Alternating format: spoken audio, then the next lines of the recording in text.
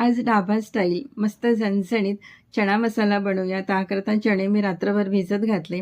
आता हे चणे घालायचे कुकरमध्ये. त्यात घालायचं पाणी घातल्यानंतर दालचिनीचा तुकडा घालायचा, एक चक्रीफूल घालायचं आणि 5-6 मिरे घालायचे, एक तेजपान घालायचं, थोडंसं मीठ घालायचं आणि हे चणे आपण 4-5 शिट्ट्या करून उकडून घ्यायचे. तर चणे होतात तोवर गॅसवर मी एक पॅन ठेवला, त्यात घातलंय तेल गरम झालंय की एक तेजपान घालायचं, 2-3 लवंग, 2 हिरवी वेलची, नंतर आलं लसणाची पेस्ट घालायची.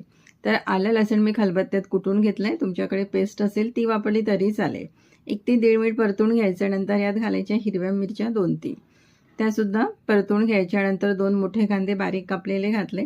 याला मस्त डार्क रंग येऊ द्यायचा. नंतर कढीपत्ता घालायचा, थोडीशी हळद, थोडीशी लाल तिखट आणि गरम मसाला घालायचा. परत एकदा मिक्स करून घ्यायचं. नंतर यात 2 टोमॅटो मी घातलेले आहेत. एकदा मिक्स करून घ्यायचं. नंतर यात आपण थोडासा छोले मसाला, धणे जिरं पावडर आणि थोडी कसुरी मेथी घालायची. परत एकदा मिक्स करून घ्यायचं.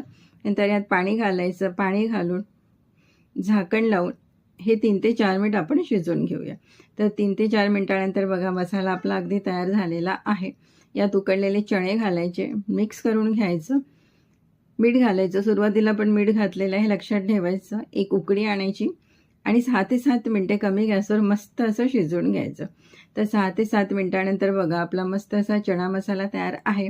कोथिंबीर घालायची. नंतर यावर लसूण मिरचीचा थोडासा तडका आपण घालायचा आणि इथे ढाबा स्टाईल आपला चणा मसाला तयार झालेला आहे.